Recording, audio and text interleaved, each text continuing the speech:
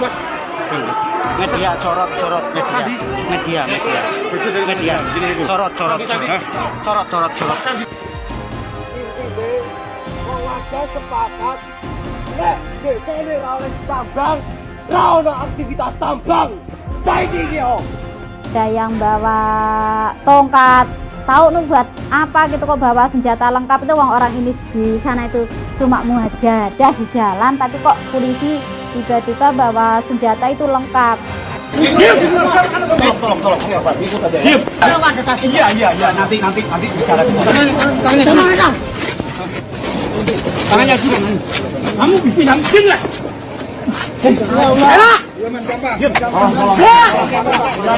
Tolong, jangan apa-apain. Tolong.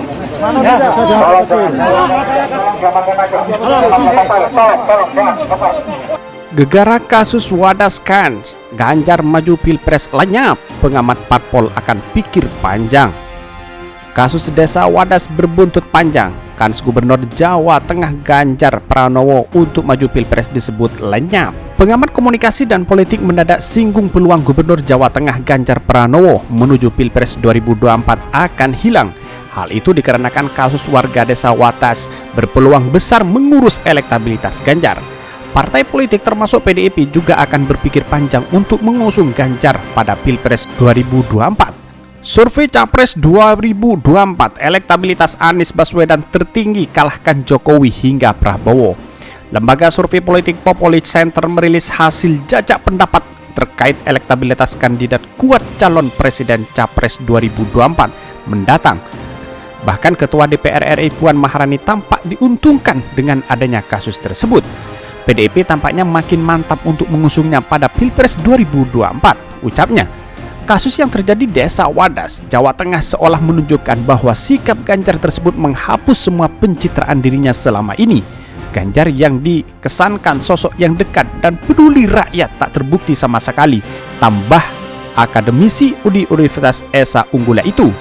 Sehingga menurut masyarakat sudah dipertontonkan sosok Ganjar yang sebenarnya. Kepemimpinan Ganjar yang lemah justru terlihat menonjol dalam kasus warga desa Wadas, tegasnya. Dengan sosok Ganjar seperti itu diperkirakan akan mengubah persepsi masyarakat terhadapnya. Masyarakat akan menilai Ganjar bukan sosok ideal untuk memimpin Indonesia. Wadas jadi isu internasional. Rocky Gerung, Ganjar doyan rusak lingkungan, mau jadi capres diketawain dunia lah.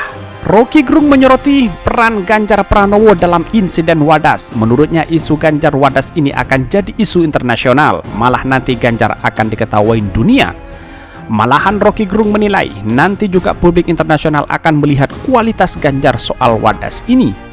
Rocky Gerung menilai akan ditertawain dunia soalnya ambisinya pres, tapi kok nggak becus dalam urusan etika lingkungan. Pak Ganjar urus Wadas kacau.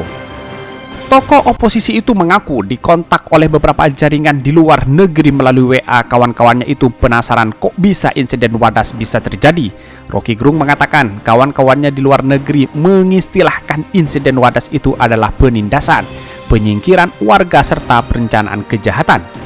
Sebab bukan cuma kekerasan saja tetapi warga desa Wadas juga diputus akses internet dan listriknya. Ngapain suruh padamkan internet? Ini orang anggap kenapa gubernur enggak bela rakyat.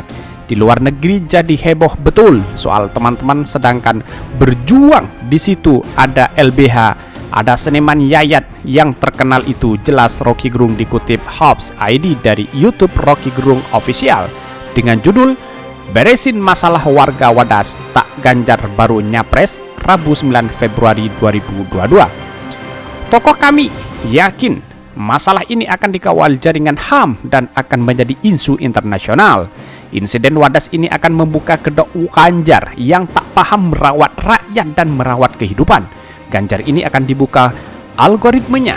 Dari awal doyan urusan rusak lingkungan dari kasus Kendeng, Ganjar dikira pro rakyat, hancur saja, kata Rocky.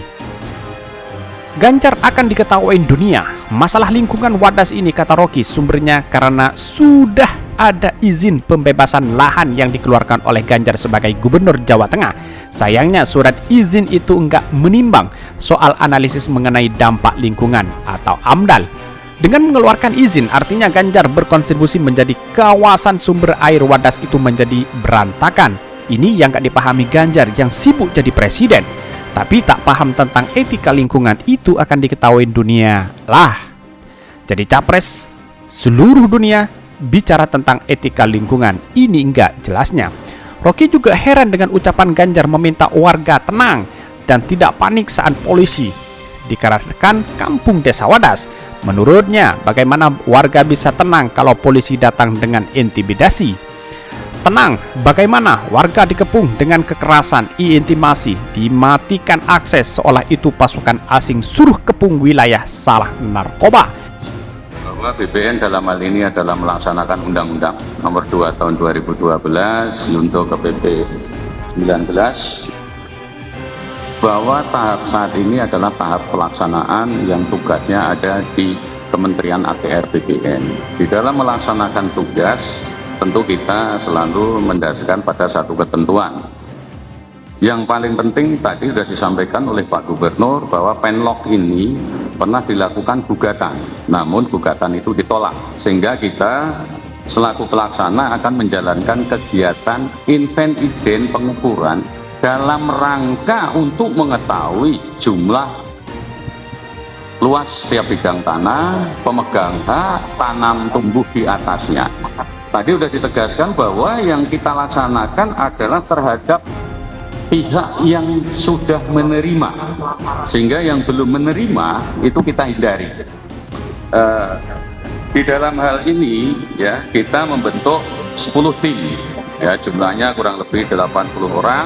Ini ada dari BPN, tadi sudah disampaikan, kemudian dari pertanian, kemudian dari pendamping, juga pemilik. Yang kita targetkan setiap hari ini kita laksanakan bisa menyelesaikan 15 sampai 20 bidang per tim. Sehingga kalau 10 tim ya tinggal ngalihkan aja, kita harapkan 200-an bidang setiap hari, sehingga nanti dapat kita selesaikan event ini selesai pada hari Kamis.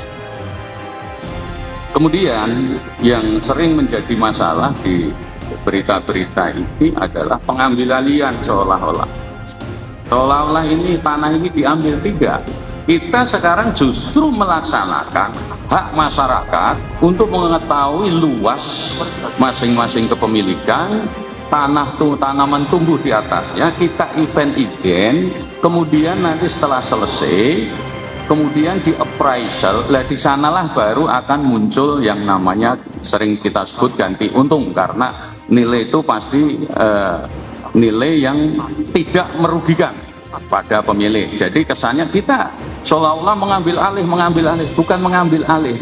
Tugas kita adalah, semua tim di sini adalah dalam rangka menginventarisasi, mengidentifikasi kepemilikan. Yang belum nanti akan kita simpangi atau belum kita akan laksanakan. Ya mudah-mudahan tadi yang disampaikan Pak Gub, ada yang masih ya dan tidak. Ini mudah-mudahan ke depan termasuk yang belum menerima pun nanti bisa kita laksanakan pengukuran supaya tugas kita itu bisa tuntas, kita melaksanakan undang-undang. Seandainya pun belum, ya tetap kita hindari dulu itu. Nanti ada mekanisme lain yang akan ke depan. Yang kedua yang perlu kami sampaikan, tadi Pak Gubernur sudah menegaskan, ini sebetulnya permintaan warga juga yang menerima. Ada surat yang masuk ke BPN, malah ada surat dari LBH, ya, dari pihak yang menerima Pak Gub, minta bantuan segera dilaksanakan pengukuran, minta segera bantuan pengamanan, sehingga karena ada ya bahasa anunya pro kontra, ya sebetulnya bukan pro kontra lah, antara yang menerima sama yang belum. Mudah-mudahan yang belum ini nanti ke depan ini bisa kita laksanakan. Harapan kami insya Allah bisa kita laksanakan secara tuntas. Kemudian dari hasil-hasil itu, maka saya ingin menggarisbawahi berita-berita yang kadang-kala ini mengambil tanah rakyat, Pak Gubernur, Pak Kapolda, BPN. Ini bukan, ini masih proses untuk menentukan nilai nanti pembayaran pemerintah. Ya, nanti appraisal yang akan mentakati, bukan kita, bukan tim kita. Appraisal independen yang dilaksanakan melalui lelang, juga terbuka untuk umum untuk hal-hal itu. Jadi ini dalam prosesnya, Jadi itu perlu diluruskan, bukan pengambil alihan, ya ini dalam pelaksanaan proses pengadaan tanah.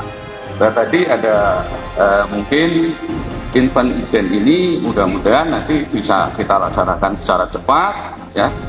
Sehingga oleh karena itu pernah ada peristiwa suatu kejadian Pak Gubernur, mungkin sekitar tahun 2021 waktu kita BPN mencoba dengan